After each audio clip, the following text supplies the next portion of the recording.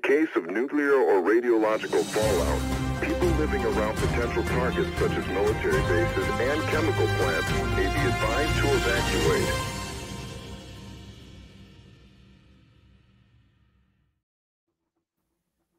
Hello, Sublation media viewers. This is I, Douglas Lain. We're here with Sublation Magazine today. I am the author of the short story Music Lessons, which appeared in Lady Churchill's Rosebud Wristlet sometime in the early 2000s. Benjamin, introduce yourself. Every time you're able to come up with some new way to do that, I get more impressed. Yeah. I'm just the author of The Chronic Crisis of American Democracy, The Way is Shut, and Legitimacy in Liberal Democracies. All right, so today we are going to be discussing the Union Reform Movement, or actually this essay in Sublation Magazine called Against the Machine, Why I No Longer Believe in Union Reformism. I guess what I want to start out with is something that is noted early on in the essay, which is that there has been a strategy called the turn to industry since at least the 1970s, where left-wing organizations, socialist organizations send members, probably young members of their various sectarian groups, into industrial jobs with the aim of joining the unions and with the hope that they can radicalize both the workers on the rank and file level and transform the unions to be working in the service of socialism. And it's in the context of maybe a revival of that approach to organizing for socialism that this article is appearing in Sublation. So what did you think, Ben? Yeah, this article, I think, does a very good job of running over certain things that ultimately, if you try to spend a bunch of your life engaging in the labor movement, you're going to find to be the case, that these labor organizations are structured in such a way that they suck up your energy and limit to a great degree what you're able to do. Nevertheless, however, people seem to need, many people, to go through the experience of trying to do this to discover that it doesn't work. And a non-trivial percentage of the people who attempt this get caught up in it for a very long time, to the point at which by the time they're done with it, they're completely exhausted.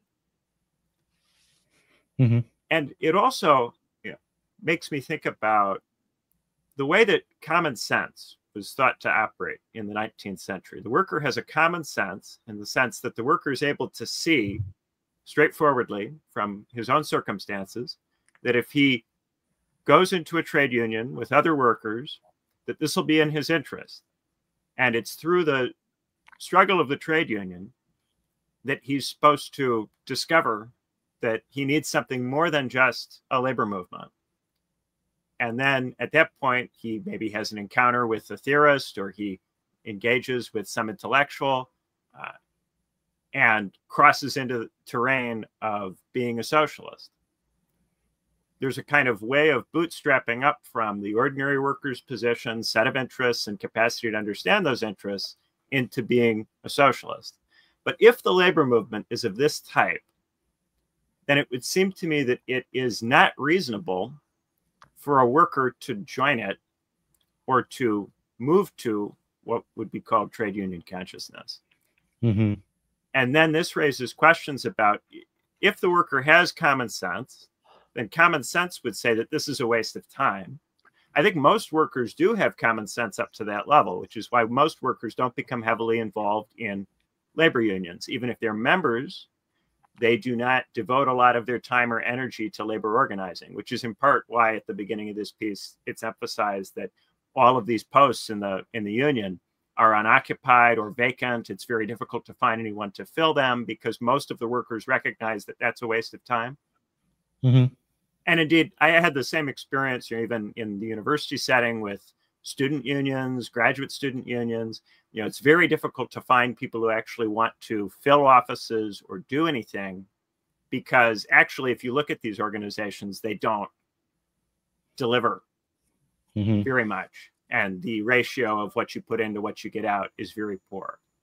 So it raises a question, I think, of how do you move to a socialist consciousness through the kind of common sense, ordinary experience of being a worker, if there is no possibility of participating in the labor movement as a vector for getting there? Well, right. Well, okay. One thing that I thought of as you were describing what happened in the 19th century was that in the 19th century, there was already, a workers' movement aimed at socialism going on.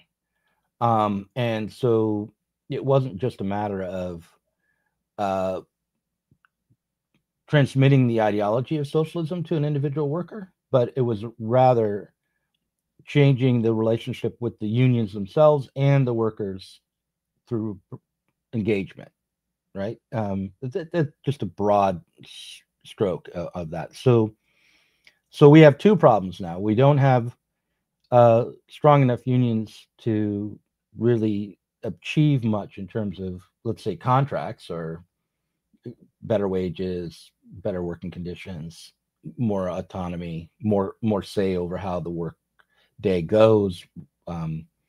And we also don't have anything remotely like a worker-led socialist movement. What we have instead are capitalist parties, which approach working class people as blocks for votes. And they can be broken up by demographic, they can be broken up by religion, they can be broken up by geography, and they can be broken up as workers. They can be thought of as workers as a voting bloc as well. But I mean, I'm not an expert on this, but my thought is that when you're talking about workers as voters, it's usually not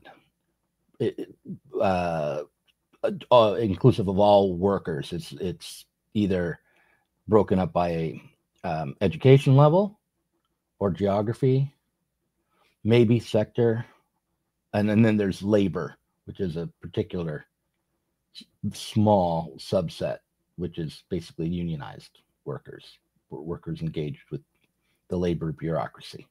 So that's the background for us today. It's not at all the same as the 19th century background. Right. So I think the question that raises is, I think a lot of people, and there's a repeated tendency for this to happen over time, have the impulse that therefore the thing to do is to restart the labor movement as a way of trying to reproduce the sequence of steps which they took to be operable in the 19th century toward a socialist consciousness. And people attempt this over and over and over again, and they never get very far with it, in part because not only are the unions too weak, but the unions seem to exist in a meaningful sense when unions of the kind or type that would have been functional within that 19th century theory, those unions don't exist. What we have are bureaucratized, administrative, very 20th century types of unions that have this impersonal bureaucratic character that sucks out and drains the life of the particular people unfortunate enough to become caught up in their structures. So we don't have unions in that 19th century sense, which would produce a consciousness of that type. We instead have something else, but that something else looks enough like 19th century unions that people go into these things and try to reform them or try to make them act like 19th century unions. And it takes them a long time to realize that this doesn't work. And then they're not able to communicate this fact to younger people such that younger people don't waste their time in the same way or make the same mistake, nor are they able to articulate something else that a young person should do instead. Well, look, I mean, let's try to look at this from the point of view of just like coming of age, finding your way in the world, making a living. It may be that for a certain sector of the educated people, young people, a certain number of educated young people would do well to get involved with the labor bureaucracy as their career. It's a way to have a relatively stable middle class life, and it can be a way to to operate in the world and have steady work, have some benefits, and so on. It's not as if it's worse than going to work for a big multinational corporation or starting your own business. Or no, I'm not trying to moralize about it. I'm just saying it doesn't seem to lead to socialism or to perform the theoretical function which it was thought to perform. Right. I mean, that's the thing. It's like if you're going to go into the labor bureaucracy and try to become part of the managerial class within the labor bureaucracy, do so for the same reason you might become a dentist. Like do so as a in terms of your career and your livelihood. Don't do it with any delusions about it creating conditions for socialism. But the question for us, I guess, is, well, twofold. One is, to what extent does socialism as an aim still animate and justify the current labor bureaucracy? Does socialism as an aim give directionality in your life? Is there a way to structure your life or a way to live that in some way takes into account being a socialist or having a socialist set of convictions? But I was asking something else, which was, are the unions, does it serve some systemic function for the term socialism to still be associated with unions and for it to still have the allure of drawing socialist intellectuals into the mix? Does that revitalize it in some way? Does it help perpetuate the labor bureaucracy as it is? Oh, certainly it does. Mm-hmm. Yeah. Mm-hmm. So I suppose my interest is a little different. I think the reason ultimately that we're not able to talk people out of doing this for political reasons, and I'm not making a moral argument about not going into this or that bureaucracy. People take all kinds of bureaucratic jobs for all kinds of legitimate needing to survive reasons. I'm just saying, part of the reason I think that we're unable to persuade people not to reproduce these structures is that there is no obvious sequence of steps for a worker to take toward socialist consciousness. And so people, because there seems to be nothing obvious else to do, there is this blind alley that presents itself as at least something which in some way, shape, or form relates to the theory that perhaps somebody has been reading. And this is the tendency. It's somebody who's been introduced to theory, deciding on the basis of the theory to try to develop trade union consciousness, as opposed to people with trade union consciousness encountering theory and then becoming socialists. It's people who are socialists trying to go backwards. Right. Well, so it's very strange and inverted. I knew in the 90s, I had a friend who was a member of the ISO, and he went to work for UPS. And he was directed to do so by the ISO. And it was, the aim was to try to help basically organize the working class within the Teamsters Union. And this piece also is about the Teamsters Union. And I think it's worth mentioning that the Teamsters Union, because they work in logistics, are in a part of the economy where in principle labor organizing would be more effective than other parts of the economy. This is a part of the economy that's very much tied toward the functioning of enormous numbers of different parts of the economy, because it involves the movement of goods and people and things. You're talking about UPS, you're talking about moving products from place to place. If logistics don't work, if railroads and mail systems don't work, all kinds of stuff doesn't work.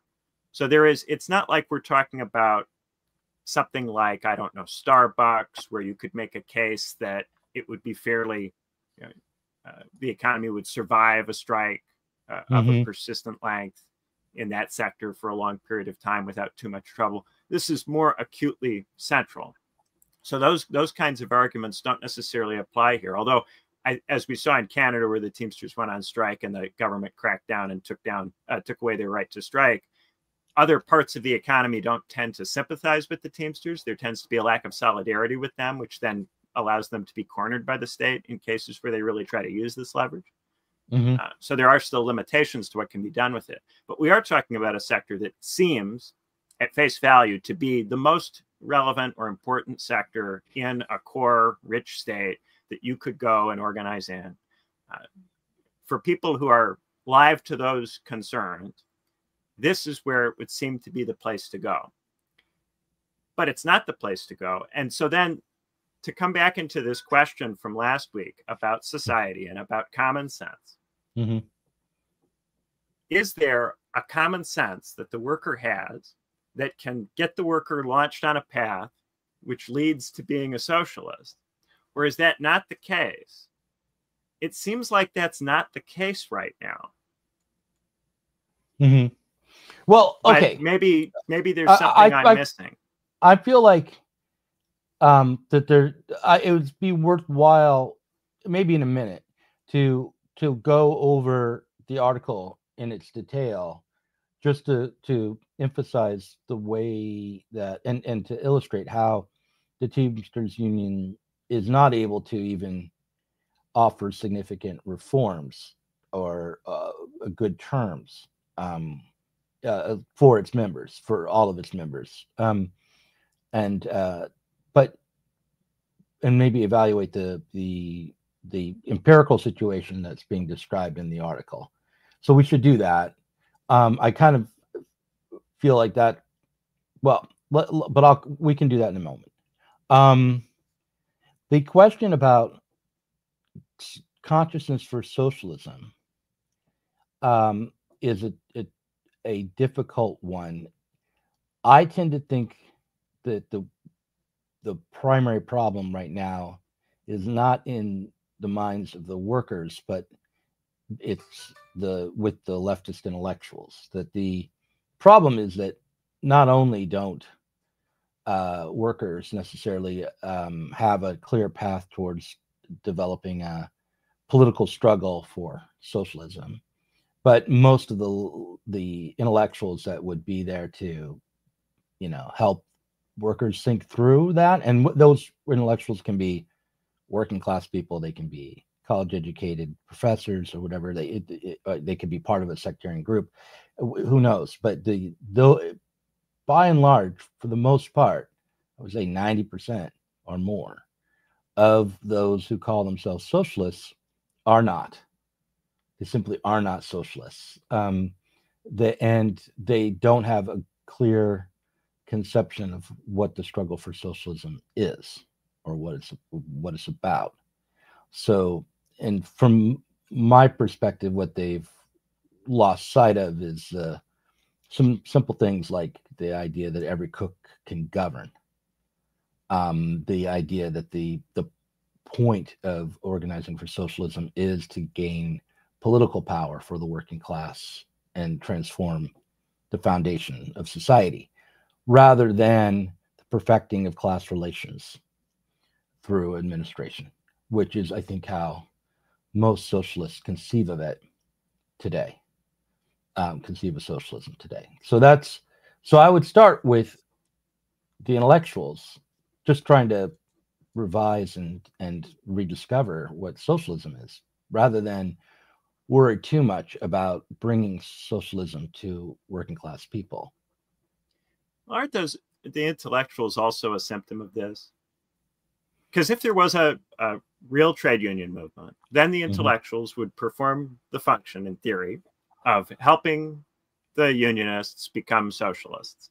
But because there is no real trade union movement, the intellectuals get confused, and they think that their task is either to administer the workers who are incapable of finding even trade union consciousness on their own, or they think their task is to produce trade union consciousness, neither of which is the historical task in socialist theory for intellectuals. So those would be two different types of confusion. And one would be to become self-consciously an administrator and to administrate people who are incapable of getting somewhere on their own. And the other would be to try to launch the workers into trade union consciousness somehow, when common sense is what's supposed to get the workers to be trade unionists, not intellectuals making an argument to them or going into their space and trying to make them do something in it. Mm-hmm. Right, but why is it that workers don't have what's called trade union consciousness, and the so-called socialist intellectuals think that their job is to develop it?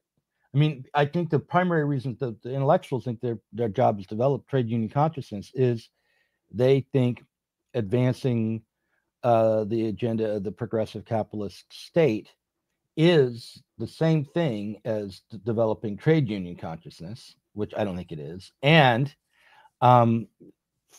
furthermore, that the main difficulty is that there isn't enough support for progressive politics amongst the working class. So they have to propagandize the working class to get behind the most advanced policies of the progressive state. So that's why there's such confusion amongst the intellectuals. Not, I think. If we take the epistemic claims of socialists seriously, then the workers, in not becoming trade union conscious, must be doing it not out of ignorance or out of making a mistake, but because it is actually reasonable and commonsensical to not be a trade unionist. Yes, that's true, and it is. So, but what does it mean? What is the point of trade union consciousness? What's the point of the trade unions, really? Initially, or in their initially, and then now today, maybe. I mean, but let's say initially, it seems to actually be the case that if you form these kinds of organizations with the other people that you work with, that this will get you real benefits, that you will actually have your interests met in some way by participating in these organizations.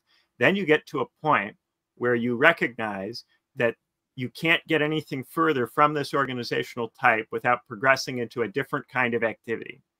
And some sort of encounter with socialism is meant to equip you then to recognize that once you've reached the limits of what the trade unions can do, and to transition you into a more political, a more internationalist kind of perspective. Yeah, it's a way to cut, but you bring all these workers together, yeah, and you come up with a way to fix prices on wages and to secure certain kinds of conditions on the job. And basically to put it in the terms of like a libertarian American, it's market manipulation.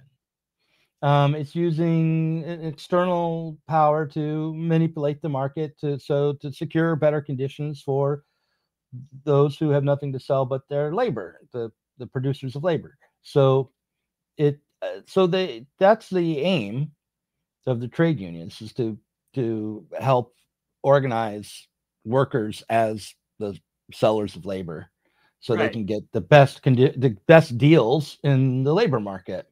So what happens when it seems like that's a waste of time? What do people do instead?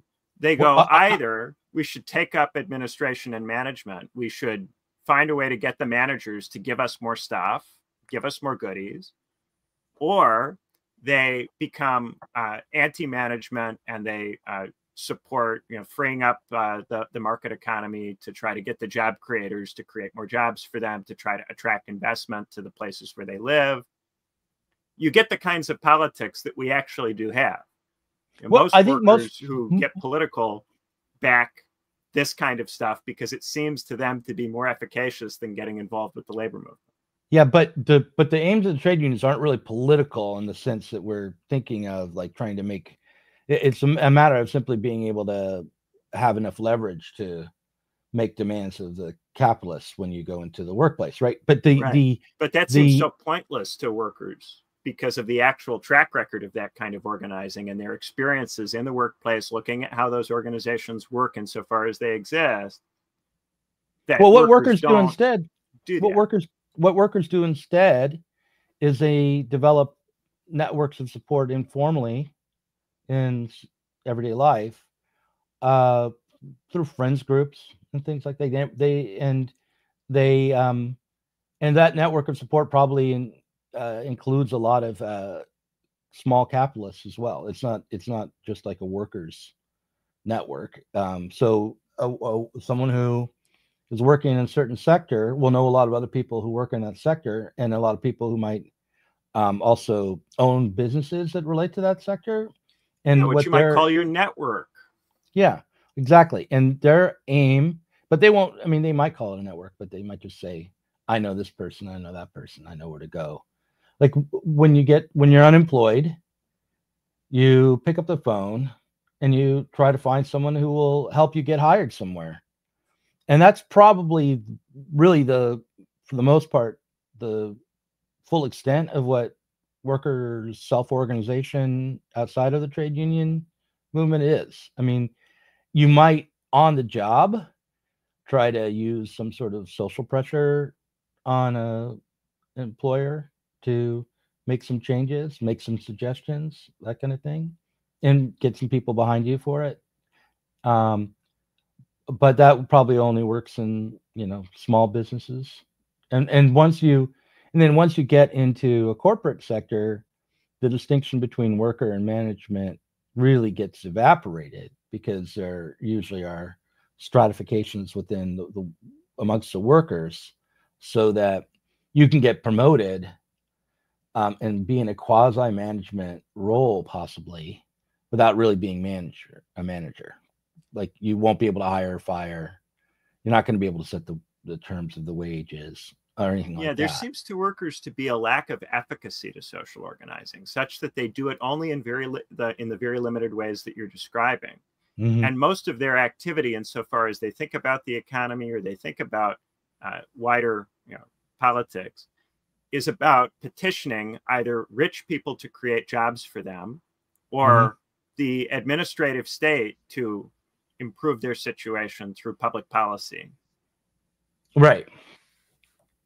Yeah. But the reason that they do this can't be simply a mistake on No, the it's not. epistemology of socialism. It's because it does seem to work better than doing the things that socialists recommend doing.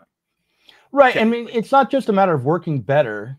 It's also the odds. What are the odds that you're going to be able to get a job in a sector that has anything like a good union or a union at all?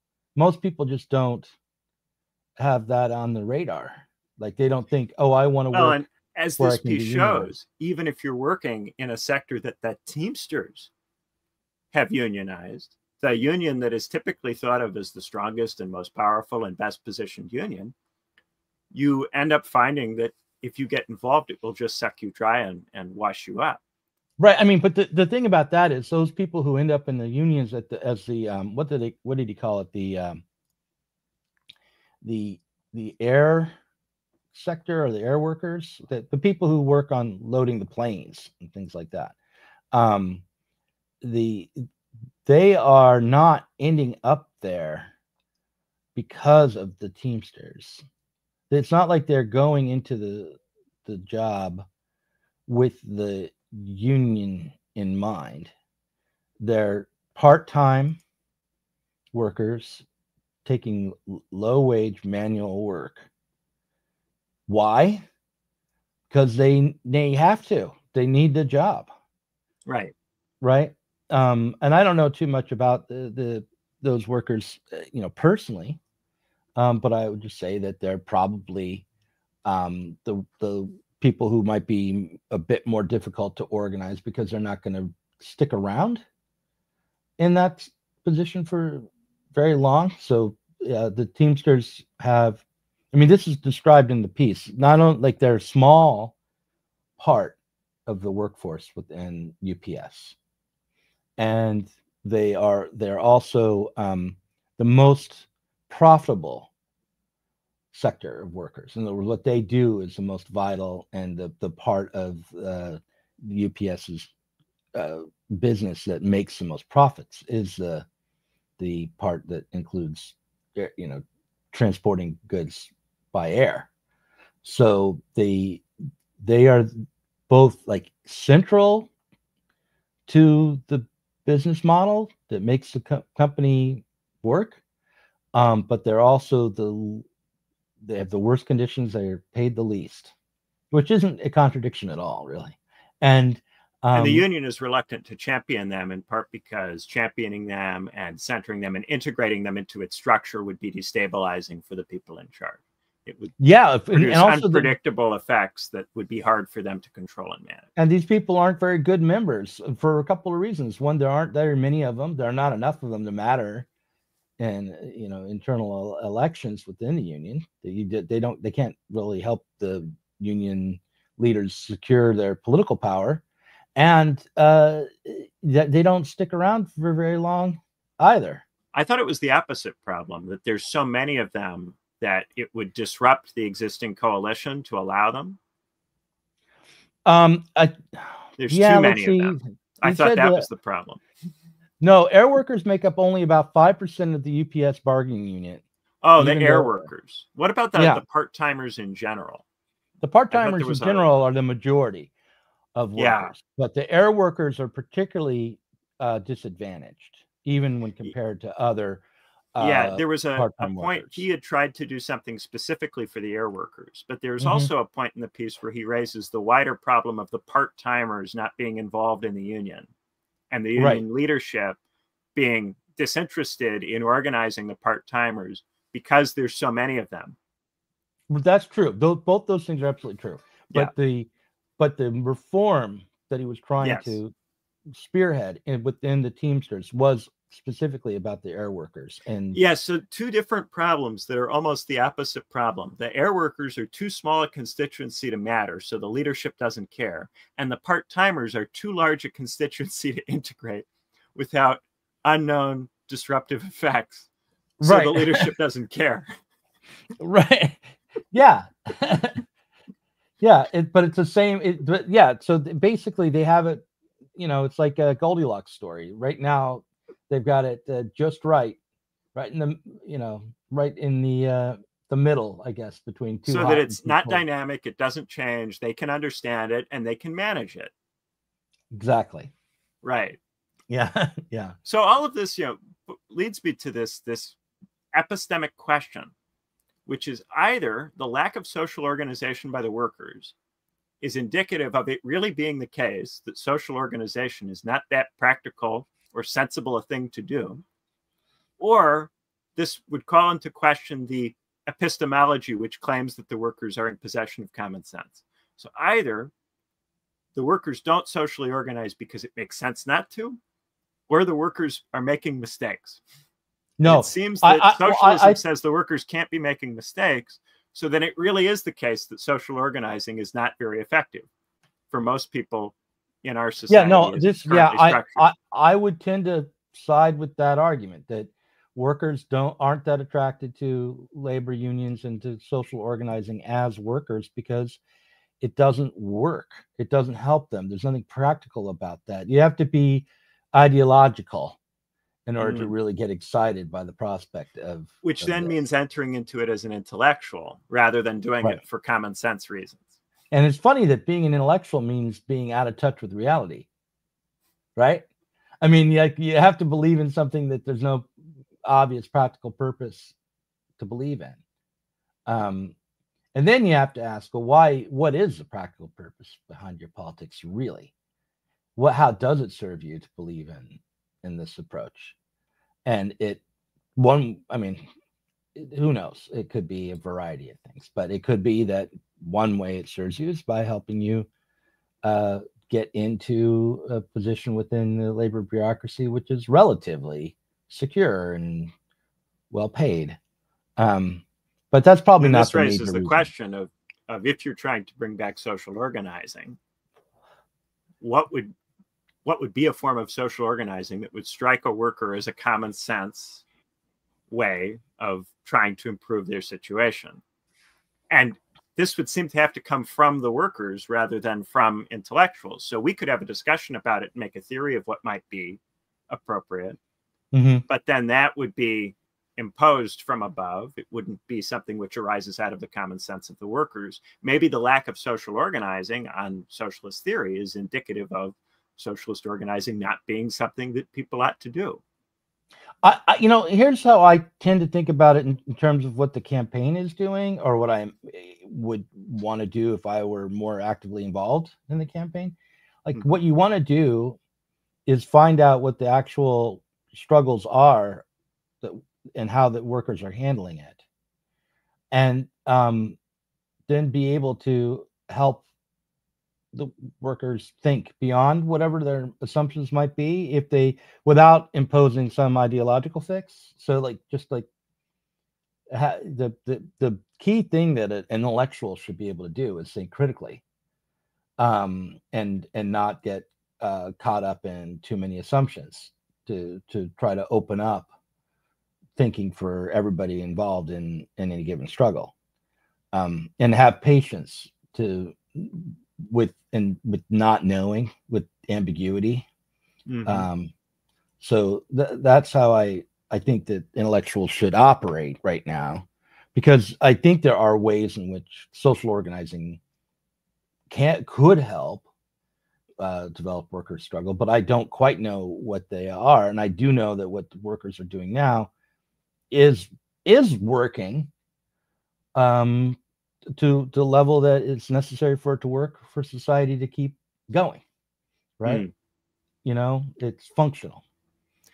So how do we know then that the functionality is coming from the social organizing as opposed to the bureaucratic administrative stuff? How do I know? Well, because yeah, that's a good question. I think it's because first of all, most of the workers in the United States aren't really that engaged with the bureaucracies. The majority of workers still work for small businesses in the U.S.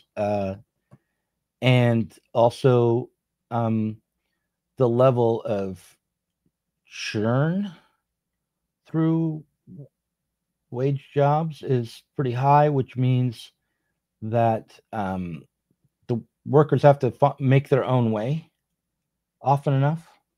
They're not being directed from one job to another by some state bureaucracy or some union bureaucracy.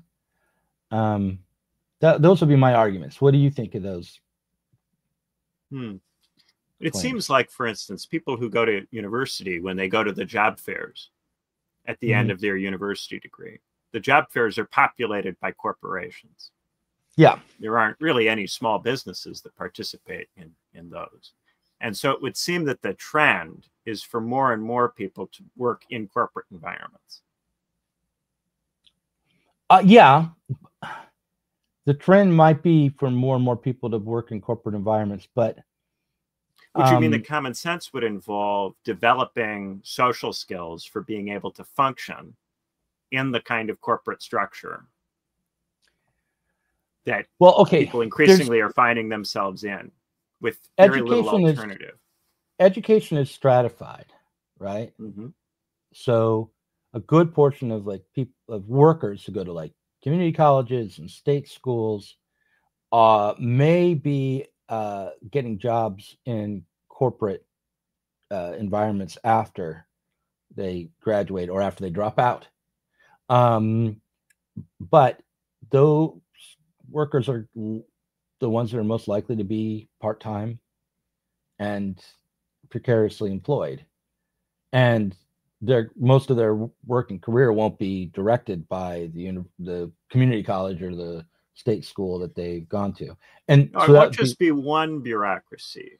But if life is about making yourself into the kind of person that a bureaucracy is willing to hire, if your choice in terms of where you work is a bunch of companies rather than small businesses, and these companies have very bureaucratized human resources, management theory inspired structures. So they are not kind of loose or ad hoc kinds of organizations in which people can just come and go. But also they demand that you adopt, or are able to credibly espouse or seem committed to elements of a corporate ideology, a kind of, Kool-Aid about what the company is and what it does. It seems like this is the kind of thing that would reward a more sycophantic deferential kind of behavior, and that it would be common sense to become sycophantic and deferential so as to obtain the benefits of working in these corporate spaces.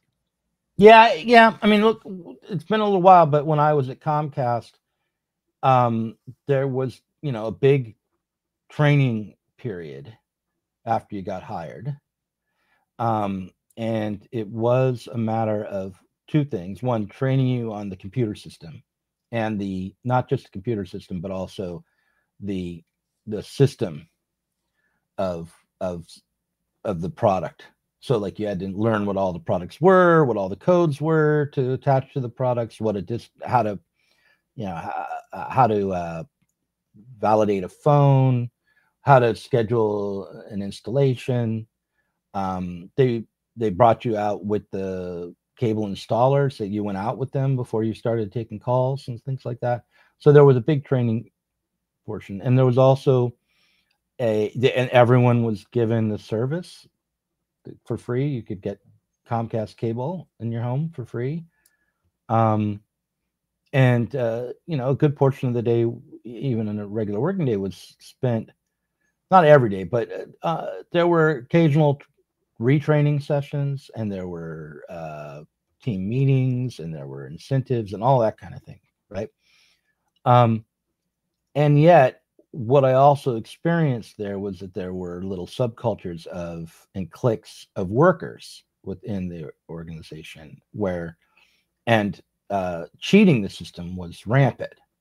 Mm-hmm. So it's a mix of sycophancy and then also trying to cheat in various ways. It's not even that you try to cheat. It's more like, in order to actually work there, you have to cheat. You have to develop kind of sneaky, roguish strategies. It sounds very lumpy. That almost are top down. Corporate life. That's a training you get as well from the people above you. Actually, it's how to work around the bureaucratic law rules that are also always changing every day. So you never really know what the rule is, but yeah, part of what you learn in school is you have teachers who are themselves the products of a bureaucratic system, because the public school is itself a bureaucracy, and much of the function of the public schools is that young people are in situations that don't make sense, with rules that don't make sense, and they have to find a way to navigate those situations through a mix of roguishness and then also sucking up. I will say this: at Comcast, we did have an anti-union training, and that there was a desire amongst the management to keep unions out, which gave me at the time the impression that unions might be pretty powerful if you could get them in. That they must be, since the corporate management was opposed to them so vehemently, there might be a real tool for our own independence and power. Mm-hmm. But I would definitely agree that there isn't what normally people would think of as class consciousness amongst workers within a Comcast call center. Yeah, but people do use a lot of intellectual abilities and skills to optimize the way in which they move through their work day and their work month and their work life. Right.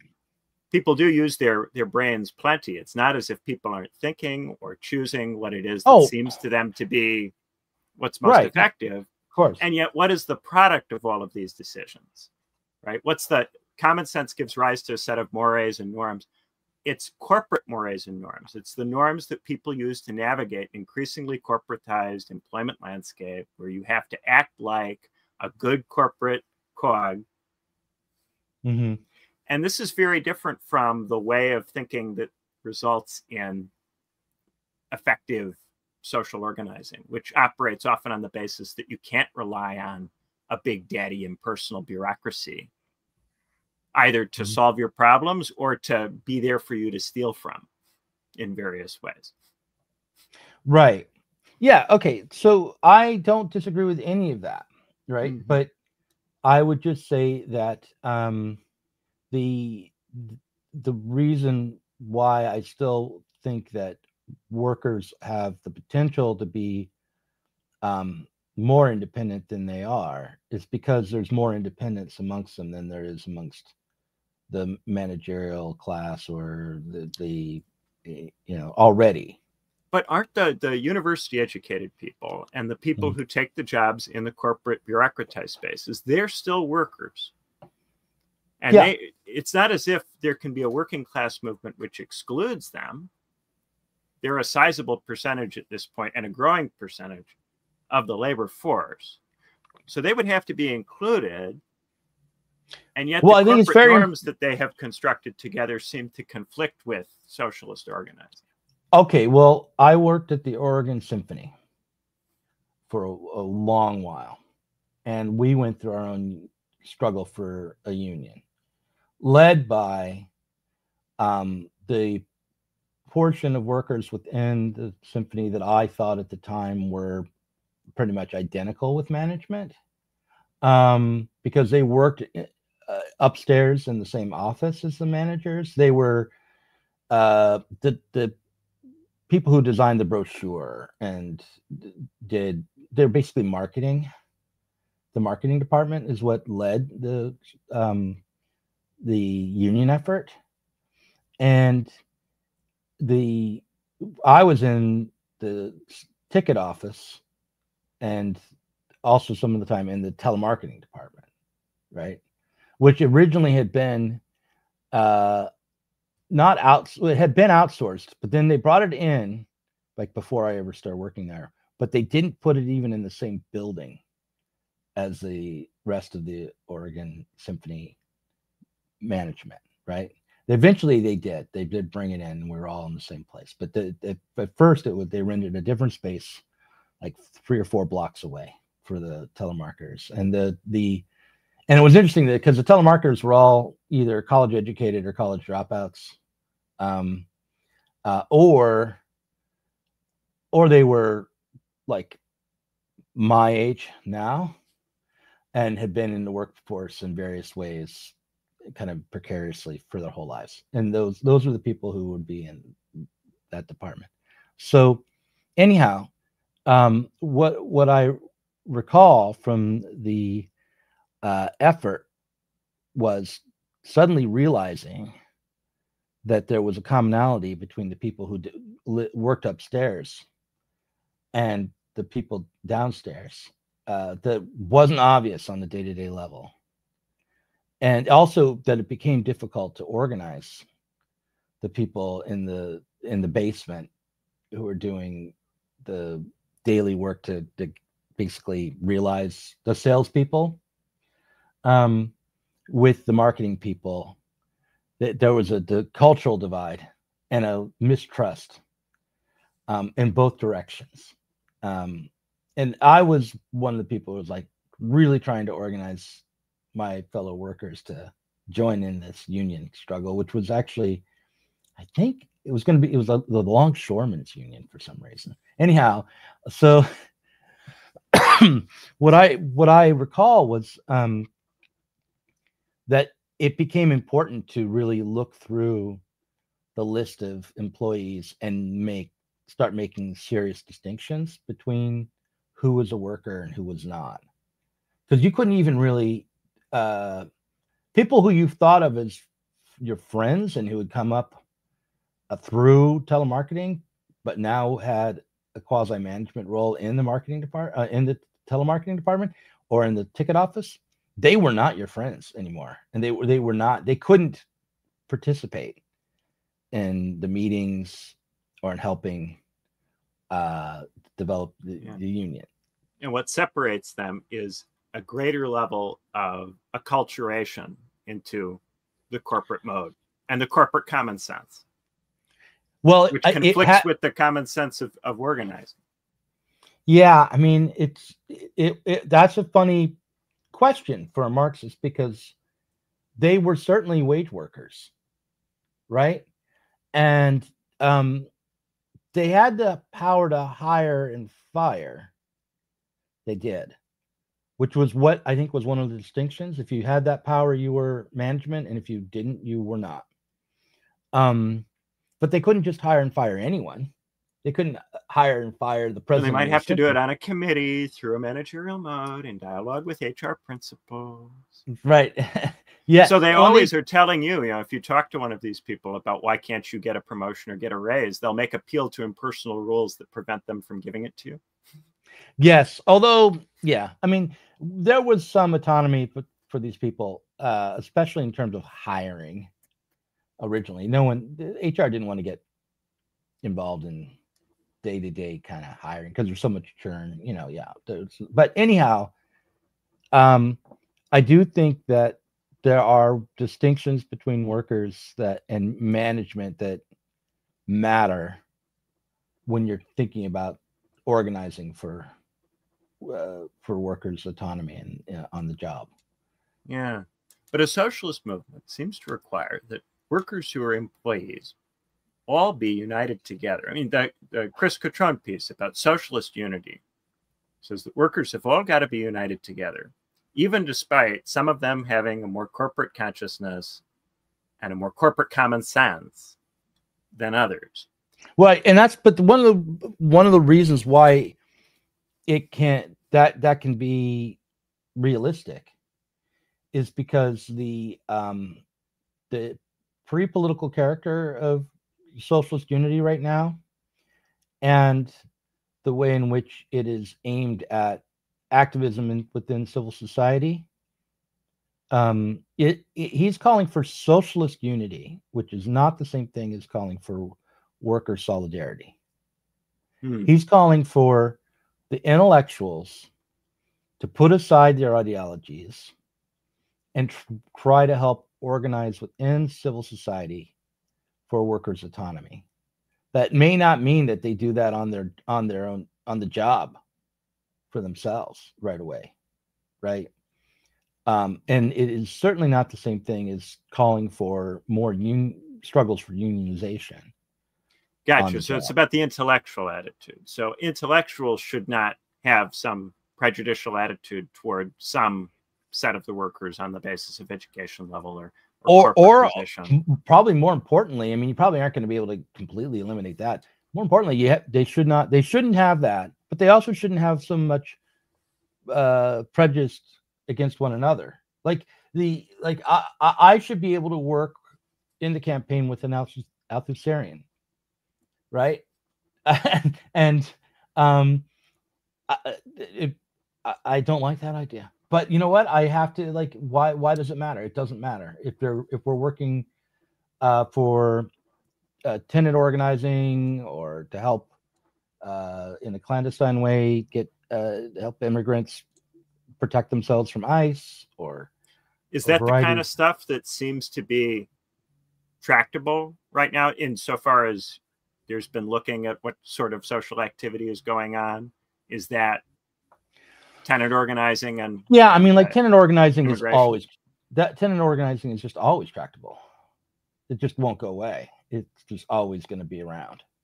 And how successful that it will be in terms of consistently improving conditions for renters is probably questionable. But it just tenants will try to self-organize when they're in a position where they're collectively their rents are going up or the building is falling apart or so on and so forth. So, but it sounds like you don't necessarily think that tenant organizing goes anywhere.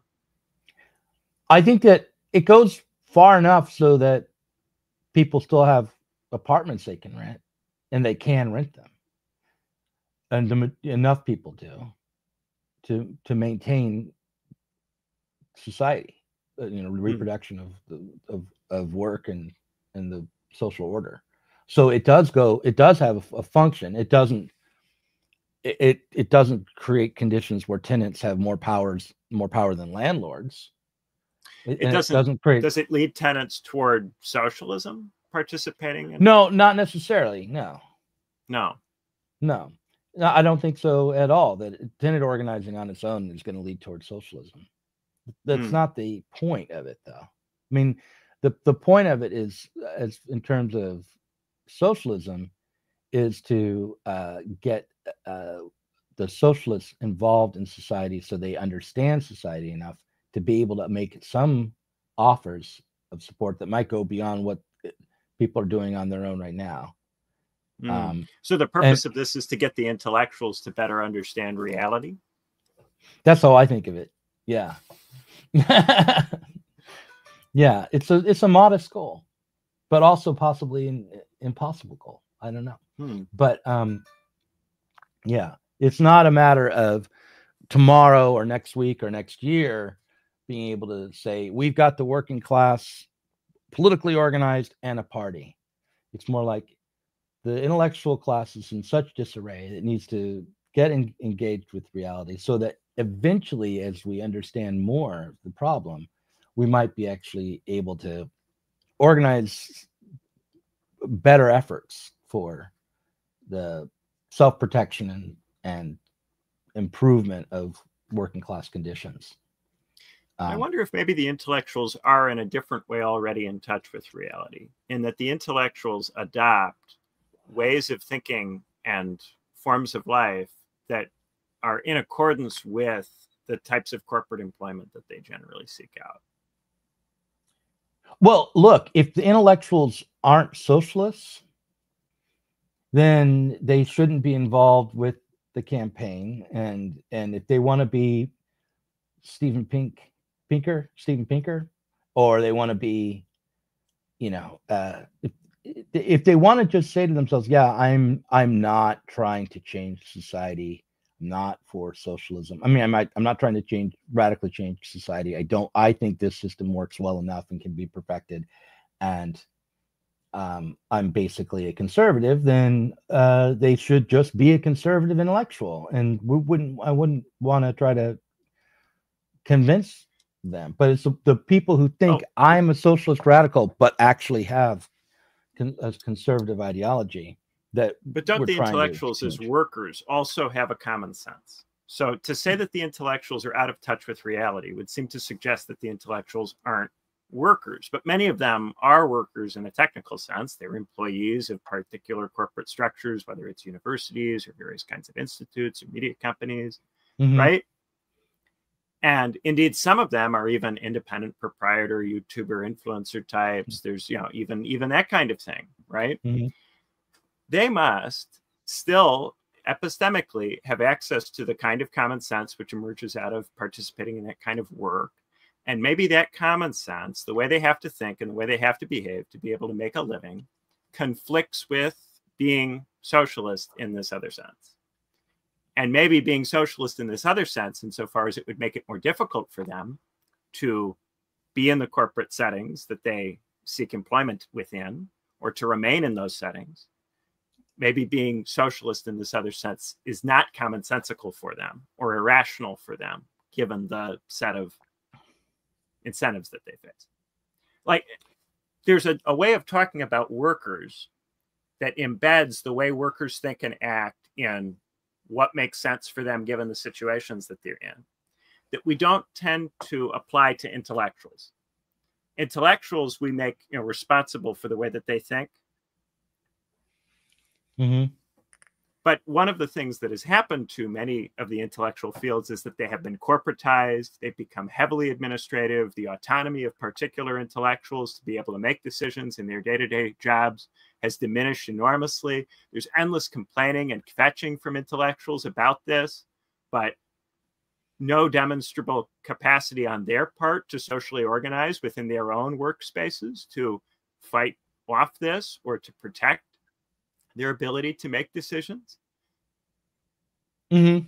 Okay. So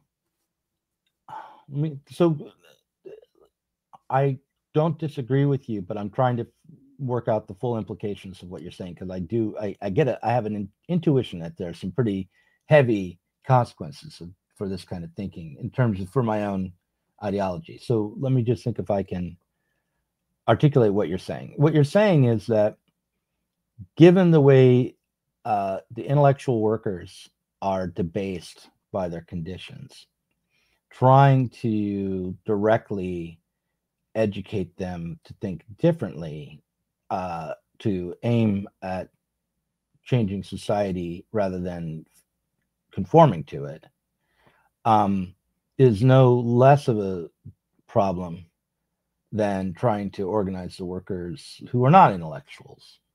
In fact, yeah, trying to educate the workers to make them socialist or make them trade union consciousness.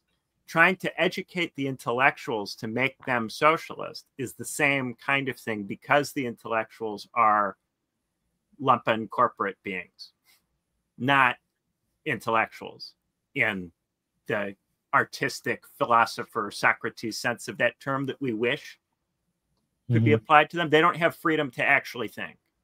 Because they don't have freedom to think, we can't simply approach this at the level of having an argument about ideas with people who are also free to think. We're talking to people who have adopted a sort of common sense so that they can survive. That often involves espousing in a disavowed, partial, or incomplete way the word socialism or certain elements of something tangentially tied to socialism. But in part, much of the reason they avow even that is because it seems to them that will be helpful to them in some way, shape, or form in their careers. To take up as a media commentator or as an academic the idea that you're a socialist can be lucrative in various ways, or can allow you to subsist or to remain within a structure that you otherwise would be pushed out of. I think that it's underappreciated the degree to which intellectuals are making decisions on the basis of survival, including the way in which they articulate their ideas. Right. And, if we've been reading Kautsky's The Class Struggle. I think I brought this up last time we talked. And he has a whole section about what the proletarianization of the intellectuals and the way in which intellectuals are turned into prostitutes through that process, right? And how they are no longer able to even be particularly competent intellectuals, but kind of the way I'd put it is they turn to a kind of unthinking. And it's approach. through their becoming workers that they become less able to do the thing that you're asking them to do, which is to adopt a more sincere kind of socialist position and then act on the basis of that. It's because of the sense in which intellectuals are workers that they can't do that. Yeah, I think that in the Kautsky, the class struggle, the proletarianized intellectuals were even worse off than the actual just regular workers at the time. And in The Eclipse of Reason by Horkheimer, he argues that that entrepreneurial class relations, and that could even be on the level of workers, when you think of yourself as selling your labor in the labor market as kind of a quasi-entrepreneur, you will be pushed to think beyond conformity to received opinions in ways that today's administered workers and intellectuals are not. Yeah, in fact, the opposite, to avoid thinking in a way that's too divergent and to create a superficial sense of innovation, to innovate in a way which stays within the box, to come up with clever ways to stay within a box past the point at which you otherwise would seem to reasonably leave. This is very common in academic work. Come up with ways to sustain a position that has been exhausted. And the people who want to keep that position going past the point of its exhaustion will fat you and publish you in high-ranking journals. Right. Yeah, and I definitely think that's what's going on right now on the left. It is something that I myself am trying to avoid doing, trying to get out of this box. Yeah. I do think that if leftist YouTubers were to actually try to think more like entrepreneurs and less like socialists, they might make choices that would be more innovative than what we're facing now. But I do think there's also I think there are contradictions in the position. Yeah, you look at the YouTubers who do think like that, who are looking to innovate with the form of YouTube to draw larger crowds.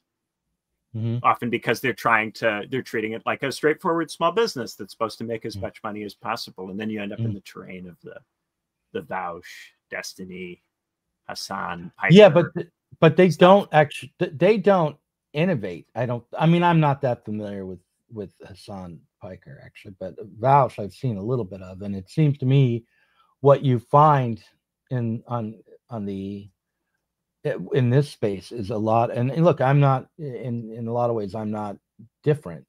Although I try and sometimes to go off in a different direction. But what you find is there is a set of aesthetic criteria and approaches to production which everyone adopts on the platform. So like, for instance, if you do makeup tutorials or news commentary, I mean, there might be a difference a little bit if you're like between breaking points, which is still doing TV, but on YouTube. But like, if you're doing an individual YouTube oriented news podcast or news channel, you're going to look the same ultimately as PewDiePie in terms of how you present on the YouTube channel. And you're going to so the production quality and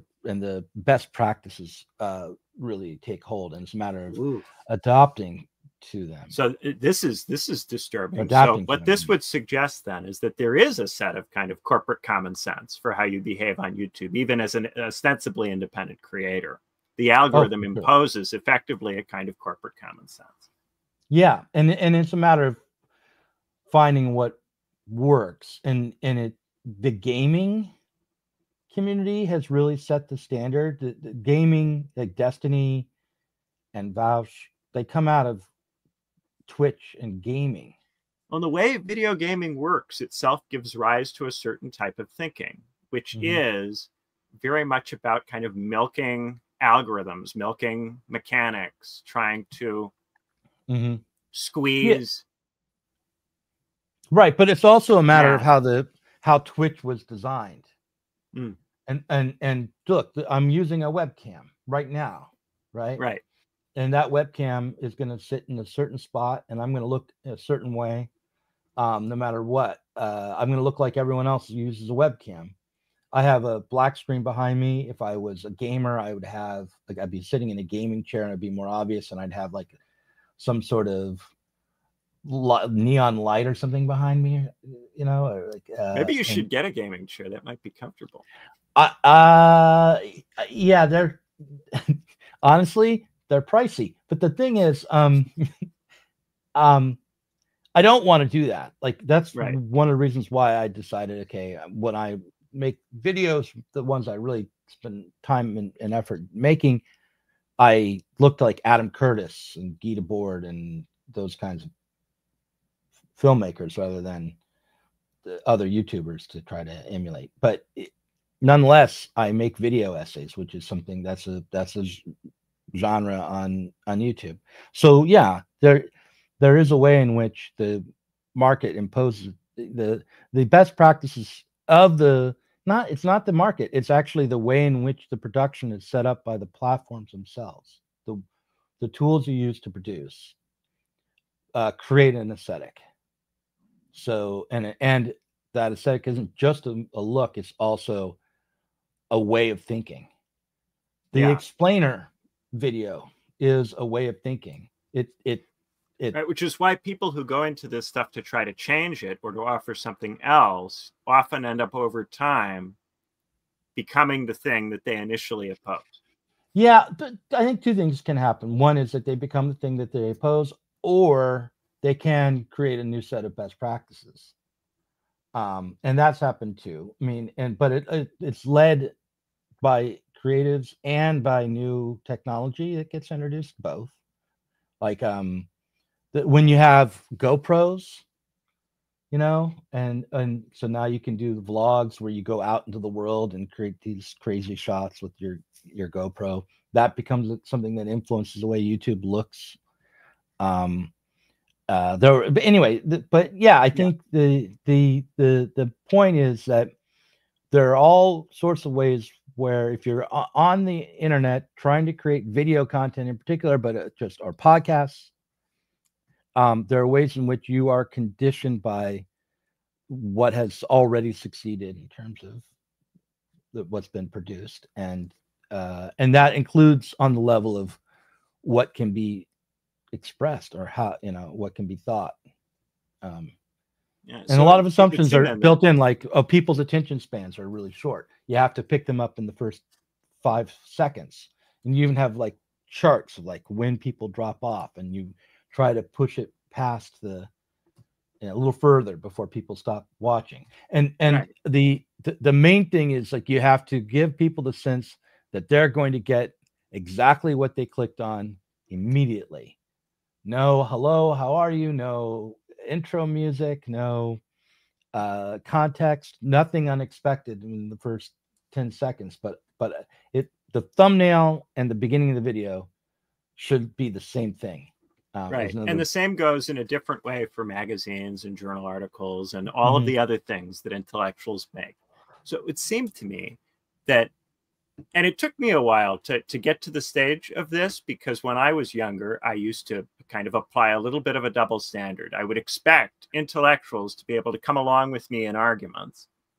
But ordinary workers, I would go, well, there's a set of conditions that gives rise to the way that they think and behave. The way that they think and behave is an understandable response to those conditions. So to simply give them arguments and try to persuade them to change what they're doing would be unreasonable. But the same thing also seems to be true of dealing with intellectuals. That intellectuals also have a set of reasons for doing the things that they do and thinking the ways that they think that are not amenable to giving an argument. Right. Which is why one of the things that I've been experimenting with through Sublation is the Expansive Realist Writers Workshop, where it's not merely a matter of giving people arguments or the facts either, but also a matter of creating writing that is disciplined by self-consciously disciplined by the approach you take formally to the work, so you can be aware of the choices you're making and the effects that those choices are having and the way that people are thinking and you're thinking as you write it. Yeah, it seems to me like one of the things that ultimately has to happen is that it's got to become possible to make a living being in these modes of thinking. And if it seems that you can't make a living being in these modes of thinking, then intellectuals are not going to be able to stay in these modes. These modes will strike them as almost crazy or insane because they lead to struggling financially. Well, when I started writing fiction, I knew a lot of people who were doing what I was doing. Not, hundreds, but half dozen people who were writing short stories and working some regular entry-level even job. Like, I knew a guy who would fetch golf balls at a driving range during the day. And maybe, I don't know what else he did, but he worked for the driving range. And he wrote short stories and submitted them to magazines at night, lived in a trailer park, and was always poor, but had enough to pay his rent, and he was just dedicated to his craft. And all of us, though, who wrote short stories also thought eventually we'll get enough attention in the short story market that we'll be able to land an agent and get a novel. And then if you start writing novels, some of us will be able to have middle-class lives based on writing fiction alone. Not all of us, probably not most of us, but some of us. And so it was a risk. There was this risk of failure built in, a very big risk of failure, and you had to be crazy to really try it, or you had to have a backstop, and a lot of people had a backstop. Yeah, right? Family money. Yeah. Family money is the classic backstop. But then this is a break on being a worker. Family money is in conflict with being a worker. And it means that the intellectuals that are able to think independently enough to potentially be socialists are also intellectuals who have a contradictory position relative to the labor movement because they have family money. But this guy that I worked at the golf course, the driving range, he didn't have family money. But he just had the ability to. He wasn't headed towards a middle class life, regardless, whether he wrote or not. He wasn't going to be getting some regular career. That wasn't in the cards for him. He didn't think, or at least, yeah. I mean, it could have been. Lots of people. There's some social mobility, but he didn't make the choices for it to be really in the cards. So he was writing because he was passionate about it. It's what he cared about. It's what gave him a sense of purpose. And then he would work whatever job he had to work to make ends meet. But he wasn't going to raise he didn't have a wife. He didn't have kids. You know, I mean, he was maybe 30, but yeah, it's called Bohemia.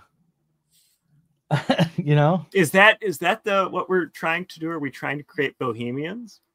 No, but that's not what we're trying to do. But it is where artistic intellectual work resided when it didn't reside in the academy. But even then, Bohemians really socially organized. Bohemians organized the conditions for their art. Yeah, and also the role models that we had in the 90s for writing the fiction we were writing had come up in the middle of the 20th century when the market was very different. There were many, many more short story magazines. There wasn't as much competition from television and like cable. And this is in part why people don't become bohemians anymore. It doesn't seem like a sensible thing to try to be. But then what's the alternative? A greater level of dependence on corporate structures. Right. Yeah. Yeah. And I'm not sure. I feel like we've walked away a bit from the question of trade unions and come back to our own personal life. This is what how do we be intellectuals with it? What kind of kicked me off with it is, okay, if it doesn't make sense to go into the labor movement, what does it make sense to do?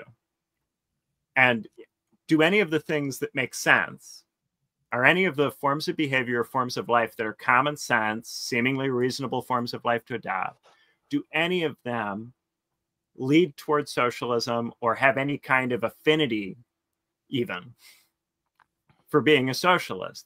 I wonder if perhaps the problem that we're having, there's all this talk about how there are so few socialists, there aren't very many real socialists. Maybe part of the problem that we're having is that it's not common sense to be a socialist. Right. It isn't. But yeah, that's true. Listen, it seems to me that we will continue this conversation. So I feel like we should wrap it up this week, though. People who are watching now should go to Patreon and support Sublation, because my goal is to hire someone in a full-time position, or at least a part-time position, real part-time position for Sublation. But we have to get more people signed up on the Patreon. We're going to be introducing other ways to support Sublation as well. But if you like what we're doing and you want a job, then tell everyone you know to support Sublation, because we will. I think that goes further to making common sense than almost anything. The idea that you could actually get a job that would pay you real money working with an outfit like Sublation. If that was something that became more common again, then there would be a lot greater variety of ways in which people could move through the world. Yeah, so help socialism by helping Sublation, so that one of you out there, the lucky lottery winner, will get a shitty part-time job out of the deal. All right. I'll see you in the Patreon. In the case of nuclear or radiological fallout, people living around potential targets